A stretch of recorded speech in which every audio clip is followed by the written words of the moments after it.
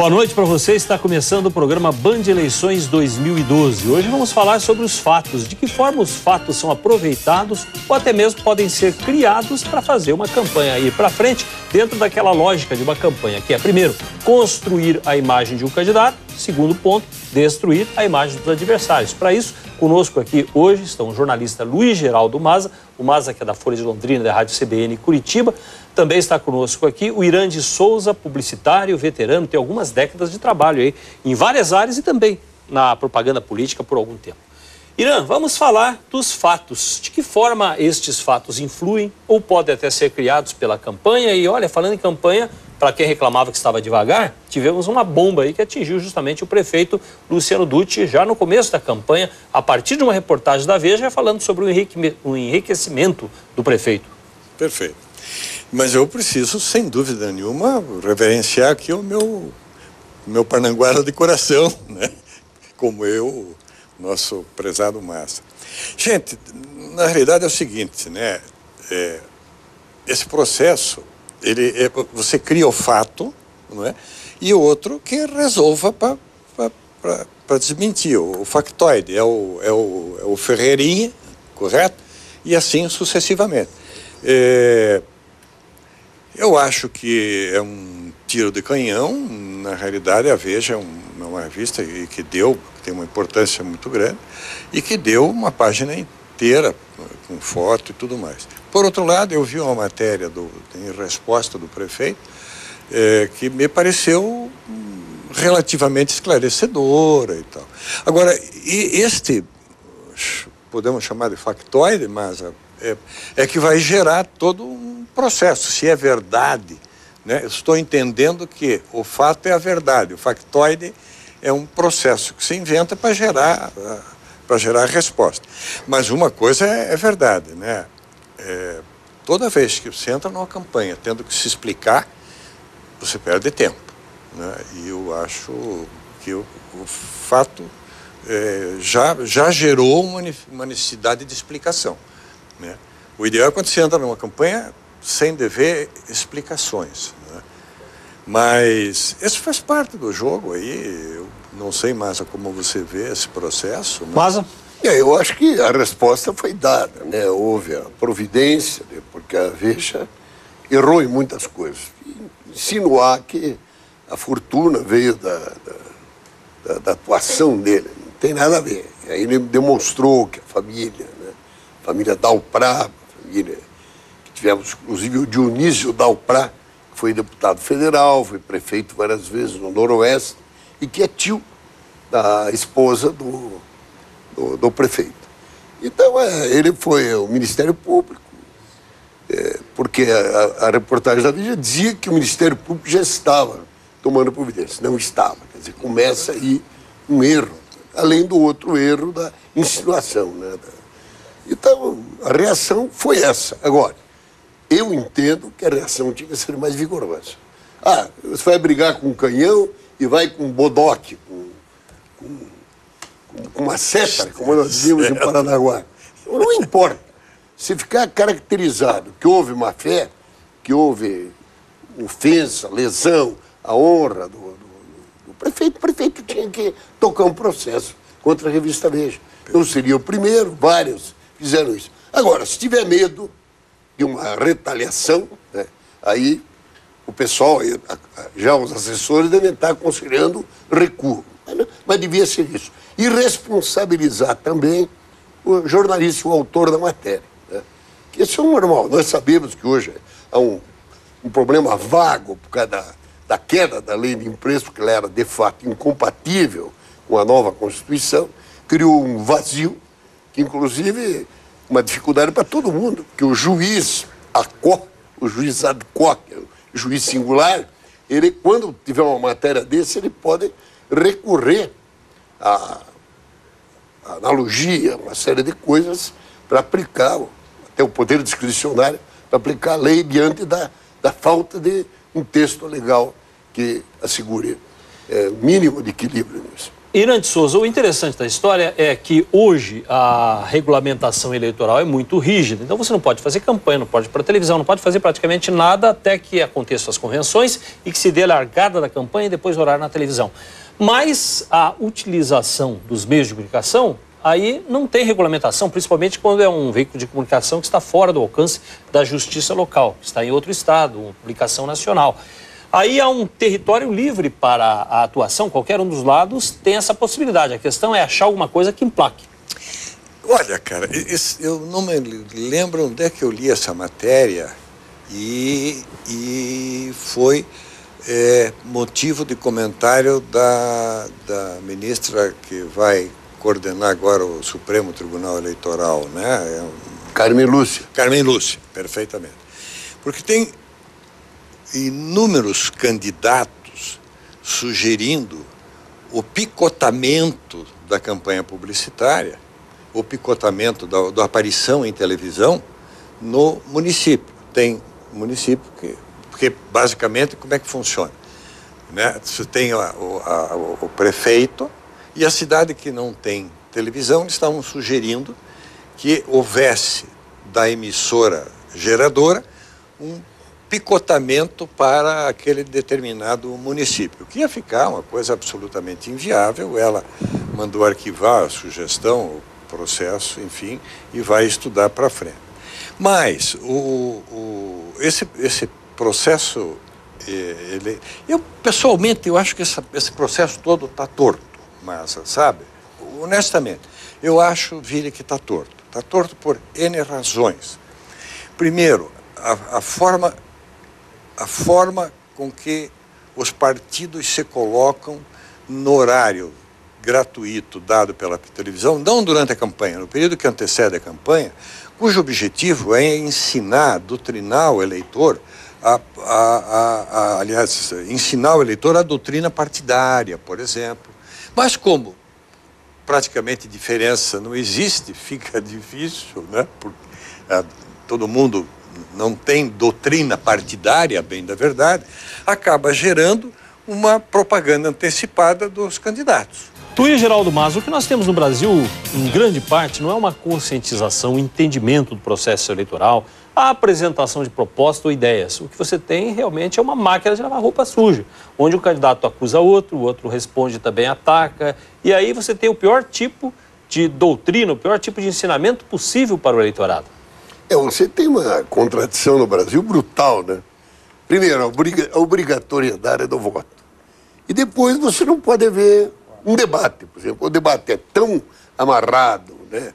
Tão cheio de regramentos, de casuísmos, que o debate não flui e você não sabe o que as pessoas que estão participando dele, o que eles pensam. Se já não bastasse o problema da intervenção, claro, o setor dele aí, respeitável e tal, a intervenção dos marqueteiros que tentam, né, simplificar a linguagem, onde é impossível você ficar discutindo problemas ideológicos, doutrinários, com a linguagem da Coca-Cola. Isso é que é. Entende? Então eu acho que desapareceu o pensador das campanhas eleitorais também. Você não tem aquelas pessoas, você tinha Alberto Pasqualini, você tinha aqui o Bento Munhoz da Rocha, né? Você não tem esses pensadores. Aliás, seriam supérfluos no sistema atual. Não teriam razão de ser. Na verdade, a massificação, a campanha exige uma simplificação extrema para um entendimento. E quem, na verdade, hoje está argumentando é o publicitário que está por trás daquele texto, daquele vídeo, da imagem. O Maza citou, fez uma observação ótima, porque me permite trazer o assunto. Na realidade, esse processo, né, de marqueteiro político é a coisa mais canalha que eu já vi na minha vida. Durante anos da minha vida eu fiz campanha política. E olha, eu estou pensando em voltar a fazer. Sabe aquele filme, o 11 Homens de um Destino? Sou eu, vou reunir um bando de velhinhos e voltar para a briga. Porque eu tenho visto tamanha mediocridade, sinceramente, mas olha, extremamente pobre de ideias, porque na realidade, você, de fato, eu concordo inteiramente com você. Como o partido não tem filosofia nenhuma, não tem programa partidário, você traz o negócio ao nível do entendimento sem nenhum preconceito do povão, né? Trazendo o nível do debate a que o indivíduo possa entender. Eu juro para você, eu gostaria muito, e estou pensando seriamente em voltar a fazer campanha política para desmistificar esse troço. Cara, esse troço de que o marqueteiro que o candidato é um produto. Produto coisa nenhuma, senhor. Isso não existe. Sabonete não fala, não diz besteira, não tem amante, né? Enfim, cara, é um ser humano, sujeito a uma série de posturas. Portanto, cara, eu concordo com você. Acho que, lamentavelmente, se perde muito em enriquecimento do processo eleitoral na medida em que se inventa exatamente o tal do marqueteiro que vai lá, muda o sujeito, deixa ele bonitinho. E aquele cara não é o cara. Entende? Toda a vida que eu me meti em campanha, eu sempre disse para o cara, eu estou aqui como alfaiate. Você, o teu alfaiate, eu vou fazer uma roupa que caiba em você e que você se sinta bem. Porque se transformar você num sabonete, você não vai prestar para nada, né? Então você acaba vendo um monte de gente eleito que depois da eleição é uma fraude, né? Você está cansado de ver isso. Esse tema é interessante, Márcio, porque o candidato não fala mais. Tem uma piada histórica, sabe? Que quando fizeram a Constituição Republicana, a primeira de 1891, uma piada de um ironista brasileiro diz assim, porque copiaram em grande parte a Constituição americana, né? Claro que a nossa é muito detalhista, é a única diferença, mas os fundamentos, né? Então, você diz assim, nós fizemos uma roupa muito grande para o Jeca. Agora estamos com um drama, não sabemos se esperamos o Jeca crescer para caber na roupa ou se botamos a tesoura e arrumamos a roupa para o Jeca. Mas o problema é que o Jeca não fala mais. Ele hoje tem um texto que não é dele, ele lê no teleprompter, um aparelho onde ele não improvisa, tudo é pensado, todo o comportamento, as atitudes, o que ele faz, onde é que ele vai, a ação que ele entra na justiça, tudo é planejado por uma equipe pensante, onde realmente você não vê o candidato. O candidato, o problema é que depois ele vai administrar e você não conhecia a figura que foi eleita. Eu acho que assessoramento, staff, sempre houve. Sim, mas você tinha pessoas no Brasil, por exemplo, Getúlio Vargas, eu não concordo com muitas coisas que ele fez, principalmente a primeira parte do Estado Novo, mas o Getúlio era uma atração. O maior comício que houve em Curitiba até hoje foi o de 1950, com ele falando ali da sacada do Brazutel. Um negócio impressionante, não tinha artista para estar aí. Curitiba tinha 150 mil habitantes, você tinha 50 mil pessoas na rua, né? Então era um Bento Munhoz da Rocha falando, um Plínio Salgado, dos integralistas, né? Então todas essas figuras eram figuras fortes, né? Paradigmáticas, né? Você não tem figura forte hoje. Você veja uma coisa, nós pensamos no governo do Paraná, quem é que pode ser candidato ao governo do Paraná? São sempre o mesmo cara, é os Osmar Dias, e de repente o Álvaro Dias que quer de novo, esse time. E então, a construção, muitas vezes, de uma personalidade para o Beto Richa pode perder a eleição municipal, eu acho que pode. Agora, ele não perde a condição de candidato principal ao governo, porque não tem quadro, não existem quadros. Perfeito. E ele leva vantagem ainda. É verdade. Eu concordo plenamente com esse aspecto. Eu acho que evidentemente, falando de 2014, não, de 2014, o governador, sem dúvida, vai precisar trabalhar bastante, porque eu acho difícil hoje, dentro desse quadro, a eleição em Curitiba, né? Eles deixaram o Ratinho se empolgar, o Ratinho Júnior se empolgar, e ele agora está acreditando. Eu acho que ele entrou de brincadeira, eu pessoalmente acho, eu conheço superficialmente, mas acho que ele entrou de brincadeira. Depois desses números, ele agarrou gosto pela coisa, né? Ele é viável. E acho que daí complicou bastante para o governo a eleição em Curitiba. Embora possa ser possível despejar uma máquina financeira, uma máquina de governo, uma máquina de prefeitura, enfim, isso tem um peso enorme, sem dúvida nenhuma, mas do ponto de vista eleitoral ficou difícil. E acho que não é só em Curitiba, não. Acho que o governo vai ter que se mexer nas grandes cidades do Paraná aí, pelo menos nas 5 primeiras grandes cidades, o governo vai ter que se mexer. Mas vai ser uma guerra de máquinas. Dessa vez, você tem, então, a máquina estadual e municipal de um lado, CUDUT, do outro lado, a máquina federal. São duas forças somadas, essas duas de cá e a outra de lá, são 2 blocos realmente que têm muito poder de fogo.